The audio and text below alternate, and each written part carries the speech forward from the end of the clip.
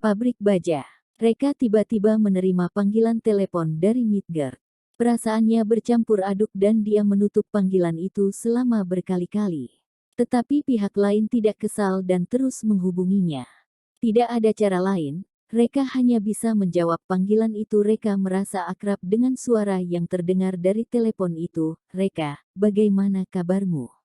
Reka berkata dengan dingin, 15 tahun yang lalu, sejak kalian memutuskan untuk membiarkanku menggantikan kakak masuk penjara, Reka pun sudah mati. Reka saat ini merupakan Tuan Agung Valkyrie dan tidak ada hubungan apapun dengan keluarga Valkyrie di Midgard. Nyonya Valkyrie menghela nafas, Reka, ibu tahu bahwa kamu telah melewati masa-masa sulit selama bertahun-tahun. Jika kamu menyalahkan ayah dan ibu, kami dapat menerimanya. Kami tidak memintamu untuk memaafkan kami, tetapi kami hanya ingin kamu tahu kebenarannya. Reka, kebenaran apa?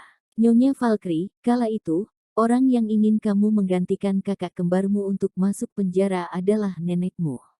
Ayah dan ibu tidak bisa menahan tekanan dari keluarga.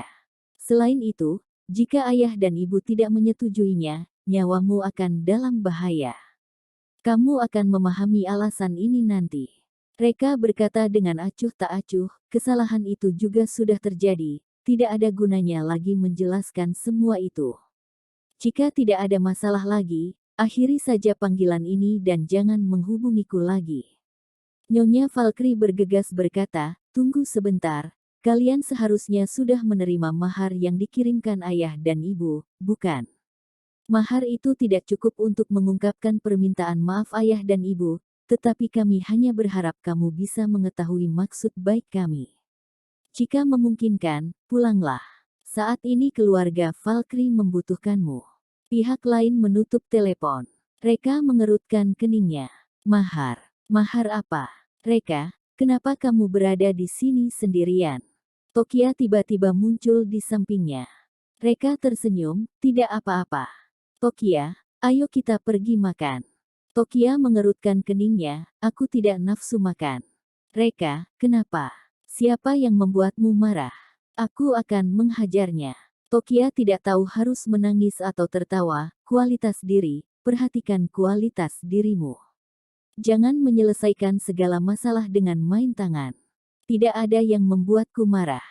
Proyek Lovelicity membuatku pusing. Reka bertanya dengan penuh penasaran, ada apa dengan proyek Lovelicity?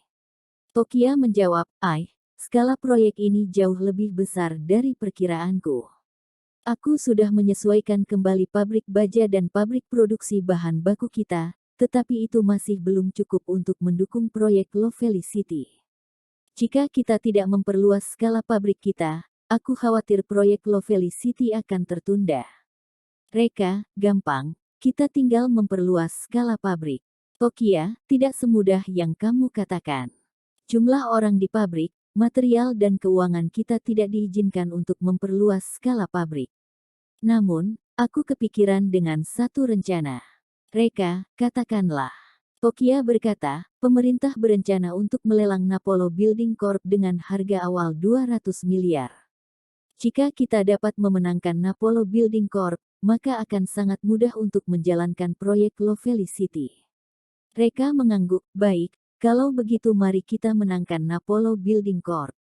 Sebenarnya, Reka sudah berencana untuk memberikan Napolo Building Corp kepada Tokia. Namun dengan karakter Tokia yang tidak akan menerima hadiah tanpa melakukan apa-apa, dia tidak mungkin mau menerimanya.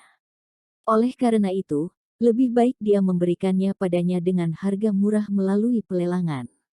Hal ini akan membuatnya merasa puas atas pencapaiannya.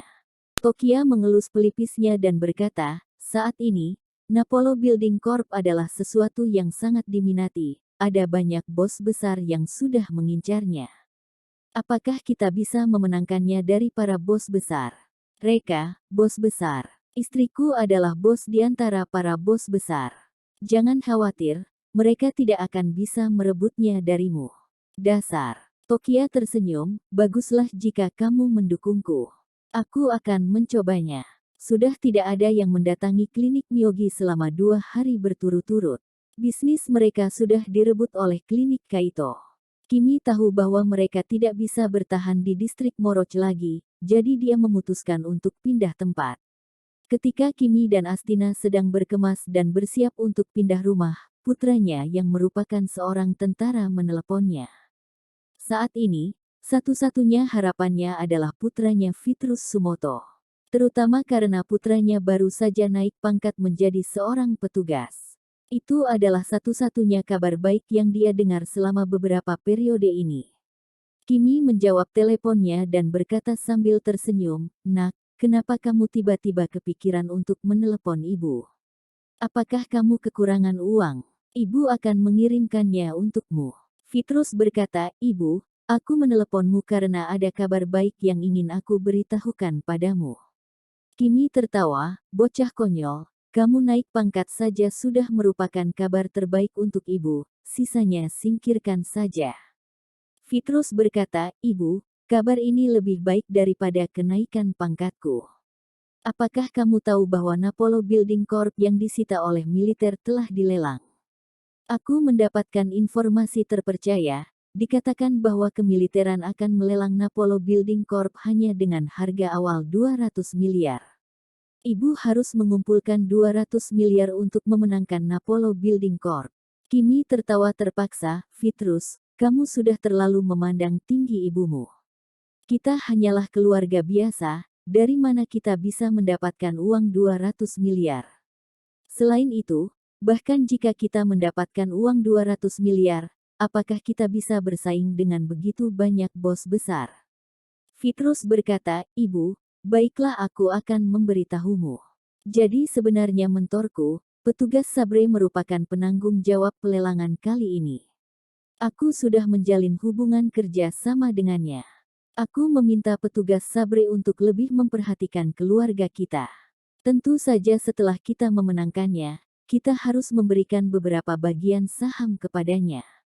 Ibu dan kakak harus tetap mengumpulkan 200 miliar meskipun harus meminjam uang dengan bunga tinggi. Jangan mengecewakanku." Mata Kimi bersinar, petugas Sabre yang akan turun tangan. Kalau begitu, persentase kemenangan di pelelangan akan cukup besar. Untuk masalah uang, aku dan kakakmu akan memikirkan solusinya. Begitu panggilan berakhir, Kimi langsung memberitahu Astina tentang kabar baik ini. Astina mengerutkan keningnya, "Ibu, kenapa kamu menyetujui Vitrus? 200 miliar, dari mana kita mendapatkan uang sebanyak itu?" Kimi berkata, "Aku tidak peduli, kita harus memikirkan cara untuk mendapatkan 200 miliar.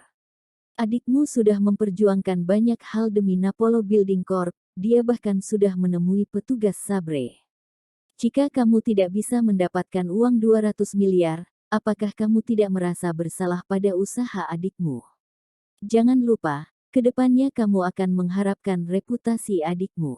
Astina hiperbola, "Meskipun aku bekerja dengan orang lain tanpa makan dan minum selama berabad-abad, kita juga tidak dapat mengumpulkan uang 200 miliar. Kimi tiba-tiba berkata, "Bukankah kamu bekerja di bagian pembelian di keluarga Eropa? Kamu bisa menggelapkan 200 miliar milik keluarga Eropa terlebih dulu. Setelah kita memenangkan Napolo Building Corp, kita baru mengembalikan uang 200 miliar itu." Astina lelah batin. Menggelapkan dana tanpa otorasi sejumlah 200 miliar. Jika hal ini terbongkar, maka dirinya pasti akan masuk penjara. Ibu benar-benar sangat pilih kasih. Demi memenuhi keinginan adiknya, dia merelakan putrinya untuk mengambil resiko yang sangat besar ini. Dia menghela nafas, dia tidak berani mengambil resiko itu, "Ibu, aku tidak bisa melakukannya." Sebelum dia selesai berbicara, sebuah mobil Rolls-Royce tiba-tiba berhenti di depan pintu rumahnya. Pintu terbuka dan Krusno sekeluarga turun dari mobil. Kimi dan putrinya tercengang. Ada apa ini? Bagaimana bisa Krusno dan keluarganya mampu mengendarai mobil semewah itu? Rolls-Royce ini senilai 100 miliar.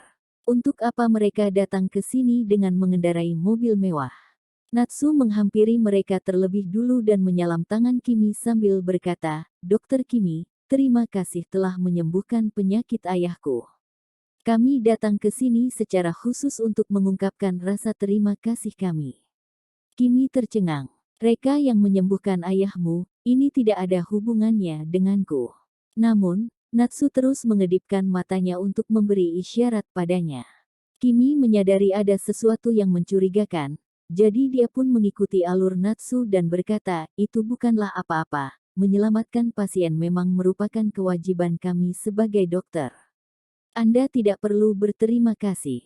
Krusno mengeluarkan amplop merah dan memberikannya kepada Kimi. Dokter Kimi, terima kasih banyak. Anggap saja 20 juta ini sebagai biaya pengobatan, harap diterima. Biaya pengobatan senilai 20 juta. Kimi dan putrinya lagi-lagi terkejut. Kenapa Krusno tiba-tiba menjadi sangat murah hati?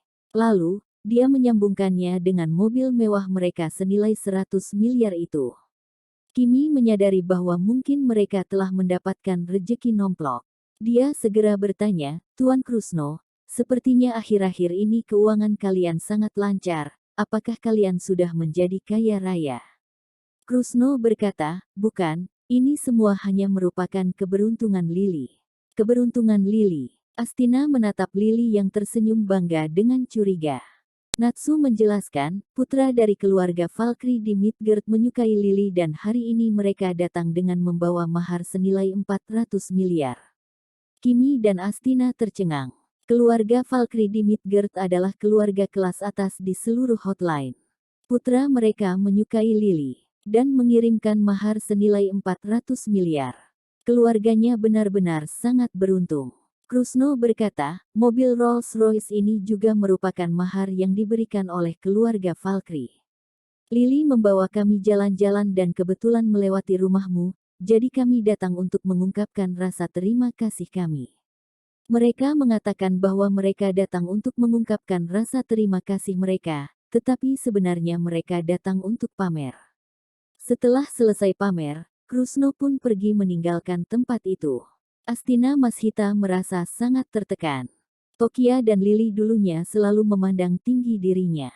Tetapi sekarang mereka berdua telah menemukan pasangan yang sukses, sebaliknya dirinya masih berdiam di titik awal. Dia merasakan sakit hati yang tak bisa diungkapkan. Astina menghela nafas. Mungkin ini adalah nasibnya.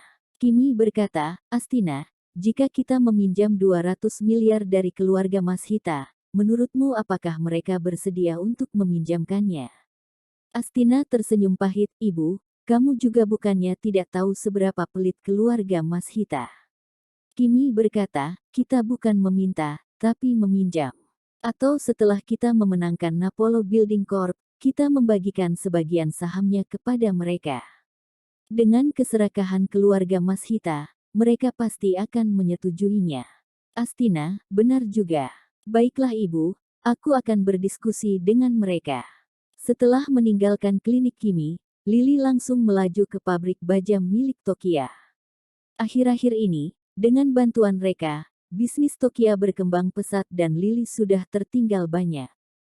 Saat ini, Lily memiliki modal untuk memamerkannya kepada Tokia, jadi dia tidak akan melewatkan kesempatan ini. Pada saat ini, Tokia sedang sibuk mengurusi kerjaannya di ruangannya, sementara Reka menemukan sudut ruangan untuk merokok secara diam-diam. Penjagaan Tokia sangat ketat, Reka sudah tidak merokok selama 2 hari, akhirnya sekarang dia mempunyai waktu untuk bersantai. Lily menghentikan mobilnya di depan ruangan Tokia dan membunyikan klaksonnya.